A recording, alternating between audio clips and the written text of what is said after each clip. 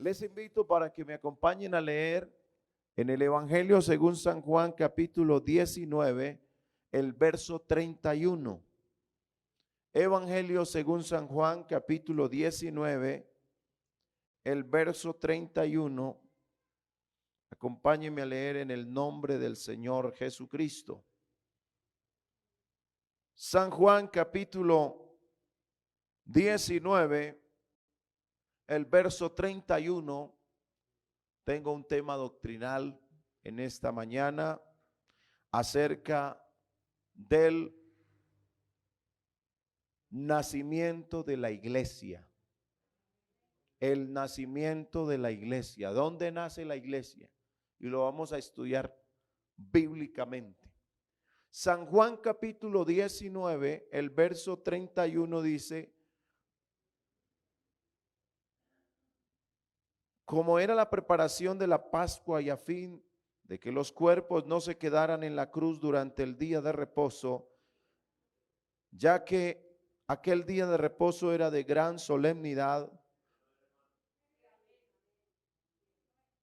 Estoy leyendo en la versión Reina Valera contemporánea.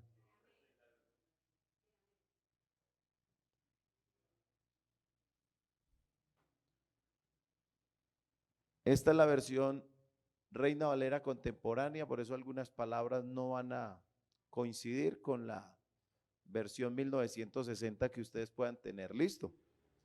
Como era la preparación de la Pascua y a fin de que los cuerpos no se quedaran en la cruz durante el día de reposo, ya que aquel día de reposo era de gran solemnidad, los judíos le rogaron a Pilato que se les quebraran las piernas y se les quitara de allí.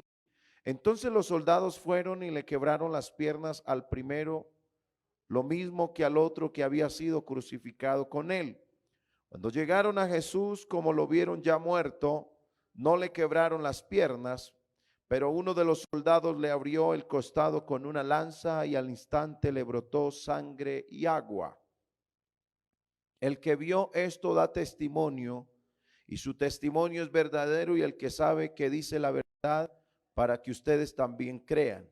Porque estas cosas sucedieron para que se cumpliera la escritura: no será quebrado ningún hueso suyo. Además también hay otra escritura que dice: mirarán al que traspasaron. Vamos a hablar del nacimiento de la iglesia. Ubíquese, tenga la amabilidad. Cuando usted lee este pasaje de la escritura, aparte de darnos cuenta que el costado de Cristo fue abierto, en muchas ocasiones y creo que reiteradas veces, cuando se habla del nacimiento de la iglesia, algunos inmediatamente se van al día de Pentecostés. Pero cuando usted mira bíblicamente, la iglesia estaba en la mente del Señor. Ahí es donde primeramente tenía el Señor el proyecto de su iglesia, lo tenía en la mente. Pero recuerden ustedes que la mujer fue tomada del costado de Adán y de allí se formó la mujer. Y hay una comparación que así como la mujer fue sacada de la costilla de Adán y fue formada la mujer, la iglesia nace del costado de Cristo. Esto es algo que lo tenemos que mirar desde las Sagradas Escrituras. Ya cuando leemos Mateo capítulo 16, el verso 18, donde está la confesión de Pedro por la inspiración divina, y el Señor, a las palabras que el apóstol Pedro le había dicho al Señor, porque él les está preguntando de que quién dicen los hombres que es el Hijo del Hombre, y luego les pregunta a ellos: ¿y quién decís vosotros que es el Hijo del Hombre? Y Pedro, con un lamparazo del cielo, Él tiene que decir: tú eres el Cristo, el Hijo del Dios viviente. Y ya en Mateo 16, 18, el Señor a las palabras, no a Pedro, a las palabras que Pedro dijo por inspiración desde el cielo. Entonces el Señor dice a las palabras de Pedro, mas no a Pedro. Que ahí es donde la religión tradicional se ha equivocado. Porque Pedro no es la piedra de la iglesia. La roca en la cual se afirma la iglesia es el Señor Jesucristo. Los apóstoles solamente son los que hicieron parte de esa fundación de la iglesia. Y el Señor le dice a las palabras que dijo Pedro: y yo también te digo que tú eres Pedro. Y sobre la afirmación y sobre lo que Pedro dijo, sobre esta roca, ¿sobre qué? Sobre lo que dijo Pedro, edificaré mi iglesia. Mire, edificaré. Es algo continuo. Edificaré mi iglesia. Y las puertas del Hades no prevalecerán contra ella. Es decir, que esta iglesia es indestructible. El diablo en todos los tiempos ha querido destruir la iglesia del Señor, pero ¿sabe por qué no puede? Porque esta iglesia tiene a uno que es indestructible, nuestro Señor Jesucristo. Y ya en Mateo capítulo 18, el verso 17, hay una situación en la que el Señor está orientándonos qué es lo que hay que hacer en ciertos casos, y en este particular dice: y si no los oyere a ellos, dilo a la iglesia, y si no oyere a la iglesia, tenle por gentil y publicano. Estas son las menciones específicas de la iglesia en el Nuevo Testamento, de la boca del mismo Señor Jesucristo. Y debe referirse de manera contundente. Allí se está refiriendo a un problema puntual que se estaba dando, y por eso el Señor aconseja eso. Jesús y el apóstol Pablo usaron la palabra iglesia para referirse a la congregación de los creyentes cristianos. La expresión iglesia tuvo que haber sido un término conocido para el momento. Es decir, que esa expresión iglesia no era nueva. Para cuando el Señor lo expresó, eso no sorprendió a los discípulos. Que el Señor dijera: sobre esta roca edificaré mi iglesia. Cuando él pronunció la palabra iglesia, para ellos la palabra iglesia no era algo nuevo, no era algo novedoso. Porque usted encuentra en este texto que aquí la iglesia tiene una función. Porque el Señor dice que si alguno tiene problema con el hermano, vaya a dónde. Dilo a la iglesia. Y cuando menciona la iglesia, está refiriéndose a la asamblea, a los reunidos. Y si no escucha la iglesia, es un publicano. Aquí la palabra publicano está refiriéndose no solamente que sea un publicano, no, sino que está comparando a los publicanos como pecadores. Es decir, que el que no se deje corregir en la iglesia, tenlo por pecador. Es lo que el Señor quiere decir. Allí había un problema puntual y se refiere a la iglesia existente. Es decir, que en ese momento ya existía iglesia. Porque el Señor está diciendo: dilo a la iglesia. Es decir, que la iglesia no se iba a formar apenas. Ya la iglesia existía. ¿Sí me hago entender? Porque el Señor lo está orientando de esa manera. Aunque tengo que resaltar que obviamente allí la palabra iglesia no tiene la connotación que hoy tenemos. No tiene el grado de importancia que tiene la iglesia hoy. Cuando hablamos de iglesia hay que hablar de judíos y de gentiles. La iglesia está conformada por judíos y gentiles. Por eso es que no se puede decir que la iglesia nació en Pentecostés. ¿Por qué? Porque si la iglesia está conformada de judíos y gentiles, ¿quiénes eran los que estaban en el día de Pentecostés?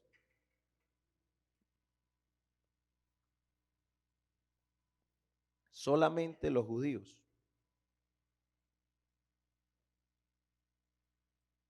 El nacimiento de la iglesia, con el nombre que se le da a esta reunión o asamblea, cuando Cristo dijo mi iglesia, eso tiene un proceso de formación que no inicia en Pentecostés, sino que inicia antes de Pentecostés y sigue más allá de Pentecostés.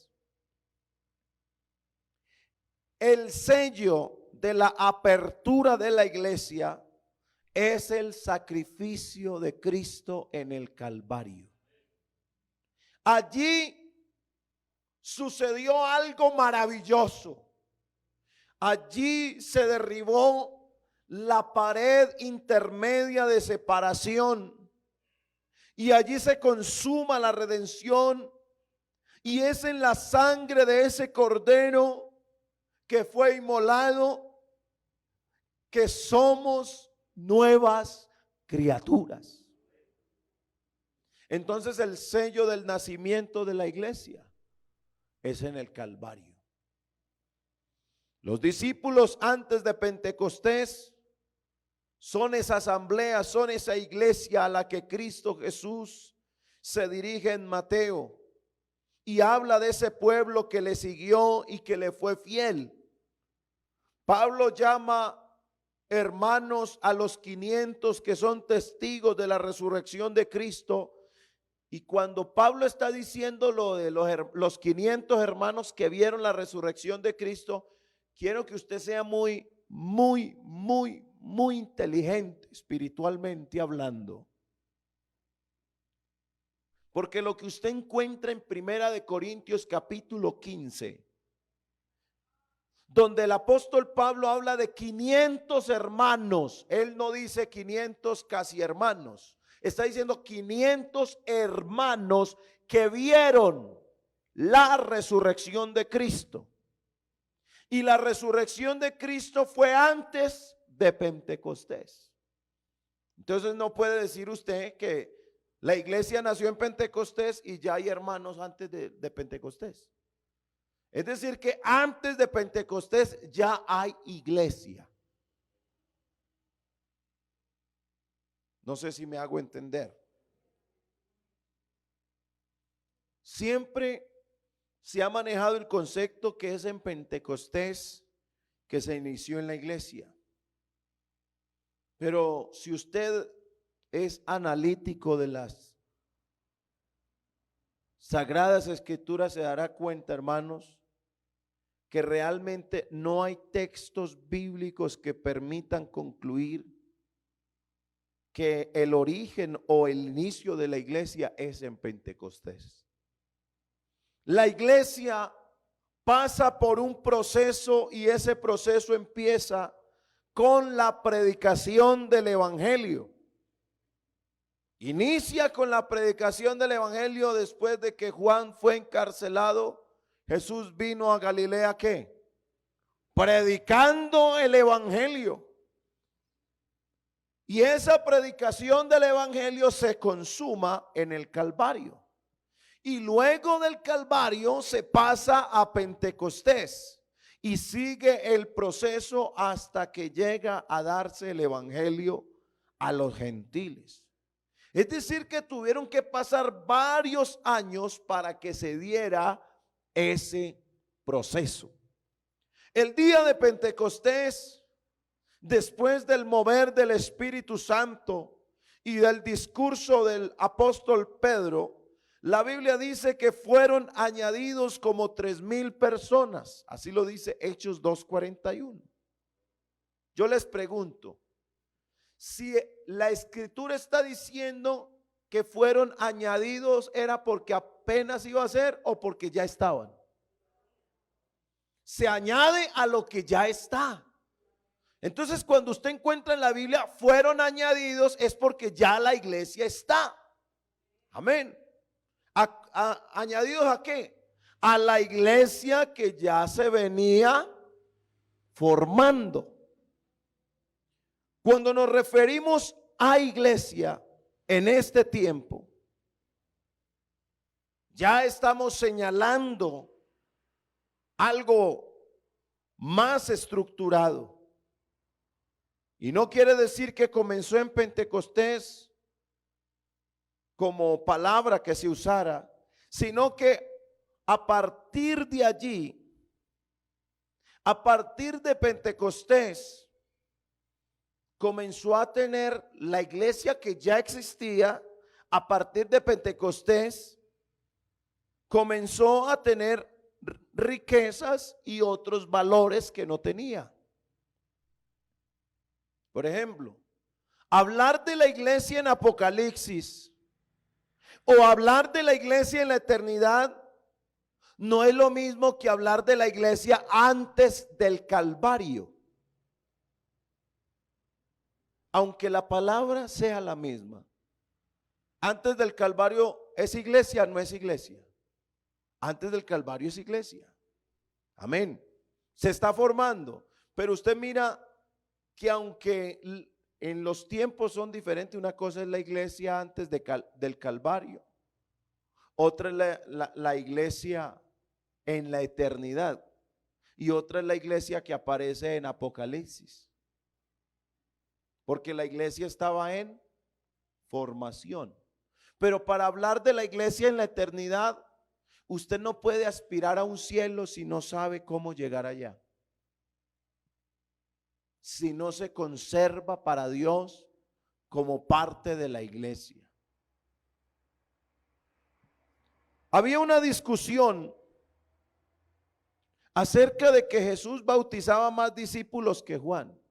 Se dio una discusión allá antes del Calvario, que Jesús bautizaba más discípulos que Juan, pero entre paréntesis aparece una aclaración para decir que Jesús no era el que bautizaba, sino que los que bautizaban eran sus discípulos. Pero los discípulos de Jesús bautizaban, pero no hay evidencia de qué forma lo hacían. Lo cierto es que existía un grupo de personas que habían creído y se habían bautizado, y a estos Jesús los llama iglesia. Los 120 que estaban en el aposento alto fueron bautizados con los 3,000. ¿Qué dicen ustedes?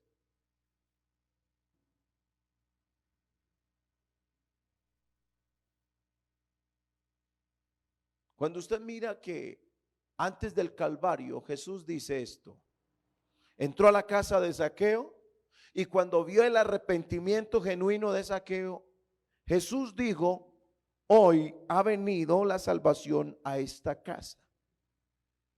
Pero Dios dice: enviaré a otro consolador. No es que el Señor iba a mandar a otro, sino que era otra función del mismo Dios. Ya que Jesús no iba a estar presente físicamente, y el propósito es que a partir de Pentecostés ya la iglesia no cuentan con Cristo físicamente. A partir de Pentecostés la presencia de Cristo no es física, sino que es en espíritu. Y a través de ese espíritu es que el Señor comienza ya otro proceso. Por eso dice otro consolador. No es que sea otro, sino que comienza una función diferente, porque mientras está formando la iglesia, Cristo está ¿cómo? Está físicamente. Pero a partir de Pentecostés ya Cristo no está físicamente, sino que Cristo está en el poder de su espíritu. Y ahí es donde se inicia una nueva. Entonces, ¿qué es lo que pasa a partir de Pentecostés?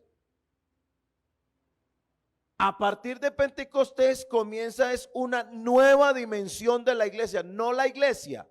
Comienza una nueva dimensión de la iglesia, porque ahora Cristo no está físicamente, sino que Cristo está en el poder de su Espíritu Santo. No podemos, hermanos, desligar el concepto de la iglesia de la obra de Cristo en el Calvario. Desde el momento que la persona oye la palabra, la cree y la obedece, empieza ese proceso del Espíritu Santo. ¿Quién es el que convence al pecador? Yo quiero que usted mire, hermano, eso es un proceso. Porque el Señor está convenciendo a un pecador, y a ese pecador que lo está convenciendo es para hacerlo parte ¿de qué? De la iglesia, que es santa. Pero el que convence es el Espíritu Santo. Ahora el Señor dice: si tu hermano pecare contra ti, llámalo estando solos. Si no te oyere, llama a otros hermanos. Y si no oyere, dilo a la iglesia. ¿Cuándo dijo Jesús eso? ¿Estaba en presencia física o estaba en presencia de su espíritu? Estaba en presencia física delante de sus discípulos. Y el Señor está diciendo: dilo a la iglesia. Así que se nota que la iglesia de alguna manera ya se reunía, existía y tomaba decisiones. La iglesia inicialmente no tenía gentiles. Así que por primera vez visitó a los gentiles, pero no a la iglesia. La iglesia ya estaba. El mismo Pedro viene desde antes del Calvario, como también los demás discípulos. Concluimos que la iglesia, ¿con quién inicia la iglesia? La iglesia inicia con Jesús predicando el evangelio, llamando al arrepentimiento, llamando a la conversión. Desde ahí empieza el nacimiento de la iglesia. Y ese nacimiento de la iglesia es consumado en el Calvario. A ver si hacemos la comparación con las damas que han sido madres. Hay un estado de gestación, pero hay un momento en que se da el nacimiento. Entonces, con la predicación del evangelio, que se da el estado de gestación de la iglesia, pero el nacimiento de la iglesia se da en el Calvario, donde podríamos decir que rompió fuente y nació. ¿De dónde nace la iglesia? Del costado de nuestro Señor Jesucristo. La edificación de la iglesia, ya cuando hablamos de la edificación, entonces el nacimiento, ¿dónde se da? En el Calvario. ¿Y dónde se gestó? ¿Dónde se dio esa parte de la gestación de la iglesia? Con la predicación del evangelio de nuestro Señor Jesucristo. Y el nacimiento se da en el Calvario. Pero la edificación de la iglesia es un proceso. Y ese proceso de la edificación de la iglesia se da con la predicación del evangelio. Entonces la pregunta que queda es: ¿qué fue lo que comenzó en Pentecostés? Si la iglesia nace en el Calvario, ¿qué es lo que nace en Pentecostés? En Pentecostés lo que comenzó es la confirmación de la fe en Cristo, muerto, resucitado, ascendido y presente en su espíritu. Pentecostés ratifica el bautismo en el nombre de Jesús y el bautismo del Espíritu Santo, y establece los principios sobre los cuales la iglesia ha de ser. Por eso el apóstol, escribiendo en su primera carta a los Corintios, el capítulo 15, él hace una declaración. Y esa declaración que hace el apóstol Pablo es la que demuestra con lo que iniciamos para ser parte de esta amada iglesia. Dice el verso 1 de la primera carta a los Corintios, el capítulo 15. Además, os declaro, hermanos, el evangelio que os he predicado. ¿Qué es lo que se necesita para ser parte de la iglesia? Para una persona ser parte de la iglesia hay que predicarle el evangelio. No hay forma diferente, hermano, de que una persona forme parte de la iglesia sin la predicación. Para que una persona forme parte de la iglesia hay que predicarle el evangelio. El que ella reciba o no reciba es decisión de la persona. Pero nosotros tenemos que saber, para que una persona forme parte de la iglesia es necesario que se le predique el evangelio. Y dice el apóstol: además os declaro, hermanos, el evangelio que os he predicado. Y mire que ya viene la expresión. Después de la predicación del evangelio, ¿qué es importante para el que oye? No encuentra usted en ninguna parte la palabra aceptar. Que ese es otro concepto que a veces hay que aceptar a Cristo. No, a Cristo no hay que aceptarlo, a Cristo hay que recibirlo. El mensaje que se predica hay que recibirlo, el mensaje de la predicación del evangelio. Entonces él dice: el evangelio que os he predicado, el cual también recibisteis, en el cual también ¿qué? Perseveráis. Porque esto no es solamente bautizarse, arrepentimiento, conversión y bautismo en agua en el nombre del Señor Jesús para el perdón de los pecados. Y sigue el proceso del bautismo del Espíritu Santo. Pero eso es todo. No. Usted, después de recibir el bautismo del Espíritu Santo, hay que perseverar.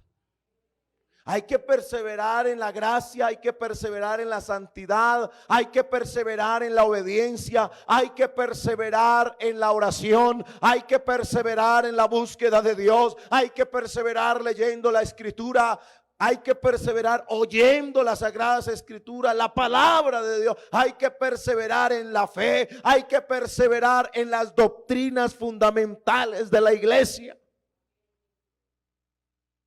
Si usted deja de perseverar, aunque la primera parte la haya hecho, si usted no persevera, si yo no persevero, no llegaremos a la patria celestial. Hermano, pero es que está bautizado. Él también iba a la iglesia, pero no perseveró. La Biblia dice: el que perseverare.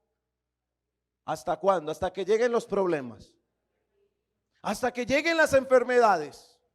El que perseverare hasta el fin. Hermano, es que yo estoy muy desanimado. Bueno, déjeme decirle que si usted se deja ganar del desánimo, pierde lo que tenga hasta ahí en Dios. Es más, su nombre, si usted deja de perseverar, su nombre es borrado del libro de la vida. Por eso es que hay que perseverar. Hermano, es que no tengo fuerzas. Pero es que el Señor dijo que Él multiplica las fuerzas al que no tiene ninguna. Hermano, es que estoy caído. Él levanta del polvo al pobre y al menesteroso alza del muladar para hacerlo sentar con los príncipes de su pueblo. Aleluya. Necesitamos la palabra. La palabra de Dios nos da aliento. La palabra de Dios nos da vida. La palabra de Dios hace que nuestra fe aumente. La palabra de Dios nos hace advertencias. La palabra de Dios es viva y es eficaz. Estamos en el proceso de edificación. Y como parte de la iglesia del Señor, todavía el Señor no ha terminado con nosotros. Por eso hay que perseverar. Gracias a Dios por nuestros hermanos que han dormido en el Señor, porque ya lograron, hermanos, lograron algo muy importante.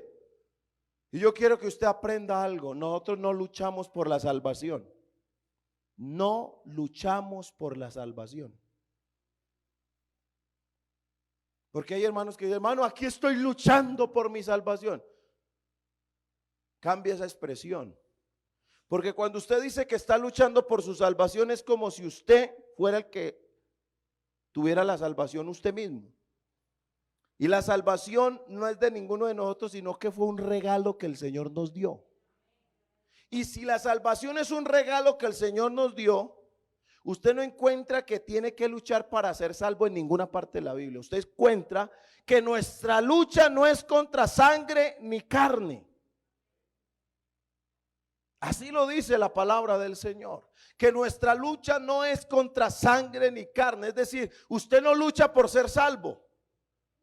Usted lucha es contra las fuerzas del mal que quieren sacarlo del camino. Usted y yo estamos en una lucha que nos quiere sacar del camino de santidad. Hay una lucha que usted y yo tenemos que es con las fuerzas del mal para que nosotros perdamos lo que ya tenemos en el Señor. Pero hay poder en el nombre de Jesús, porque las puertas del infierno no le van a ganar a esta iglesia. Y si usted se mantiene en la roca, vengan los vientos que vengan, contrarios como sea, usted no se caerá, porque está en la roca inquebrantable de los siglos. Pero para permanecer hay que estar en la roca. Yo no sé cuántos en esta hora, ya que el Señor nos dio el privilegio de ser parte de esta iglesia, ¿cuántos quieren permanecer en la roca?